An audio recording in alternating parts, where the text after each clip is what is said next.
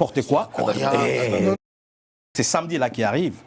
Tout Congolais de tous bords va battre le pavé dans Paris. Ça partira, la marche partira de la place de la Bastille, là où il y a eu le début de la Révolution française, pour chuter au métro Château-Rouge. Et le 8 juillet, tout Congolais, à travers la RDC, qui a une superficie de 2 345 410 km², tous Congolais se trouvant sur le sol de la RDC, ça, c'est votre publicité, marchera. C'est pas une publicité.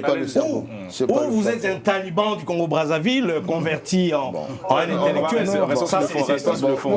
C'est triste. Non, puisque j'ai suivi ce monsieur depuis très longtemps. Quand il parle de Fayoulou. Fayoulou, c'est un intellectuel, monsieur. Monsieur, j'espère que je peux parler. Merci beaucoup. Je m'arrête pour l'instant. Tout à l'heure. Je ne veux pas tomber dans cette espèce d'anathème. Je pense que c'est le propre de votre parti.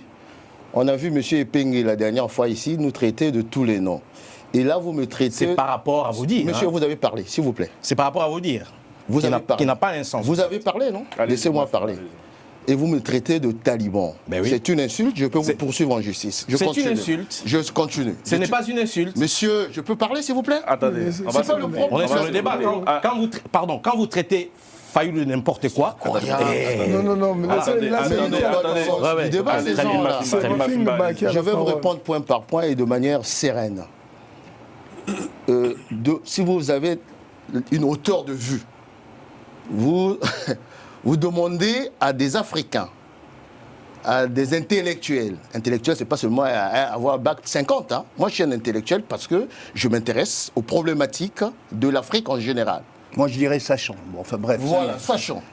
Je fais des plateaux ici sur le Sénégal, sur la Côte d'Ivoire, sur le Mali, un peu partout. Vous ne me connaissez pas, allez regarder mon nom. Depuis plus de 20 ans, je ne fais que ça, n'est-ce pas? Première chose.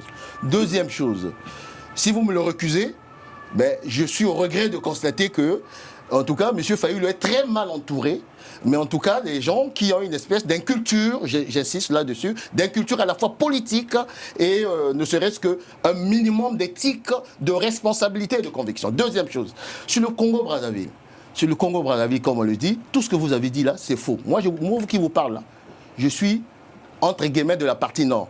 Mais juste en une phrase, vous savez, 80% de notre population de la République du Congo vit dans les zones urbaines. Brazzaville, Pointe-Noire et Dolisie.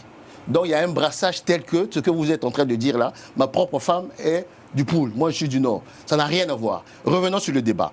Les accusations que vous avez eu à dire sur l'UDPS, parce que soi-disant je ne connaîtrais pas les questions de ce qui se passe en RDC. Ce qui est grave, ce que vous êtes en train de te dire. Oui. Sur les fameuses... les gens de l'UDPS qui partaient brûler. Oui. Là, moi, je parle avec des preuves. Hein. Oui. C'est Amnesty International. Oui. Amnesty International. Lorsque, du 18 au 20 septembre 2016, un groupe d'hommes vêtus d'uniforme de l'armée a attaqué le siège du parti de l'opposition de l'UDPS dans le quartier Limité à Kinshasa. Oui. Les hommes armés ont coupé en morceaux Bouquin Boukassa, un agent de la sécurité de 54 ans, qui travaillait dans les locaux de l'UPS. Ils ont ensuite mis le feu au bâtiment.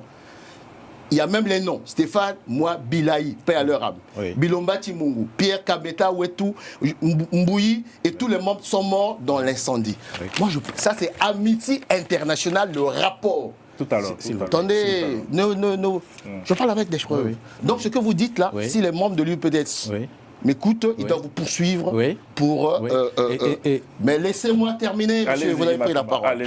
Et je terminais sur votre récital indigeste sur la vérité des urnes.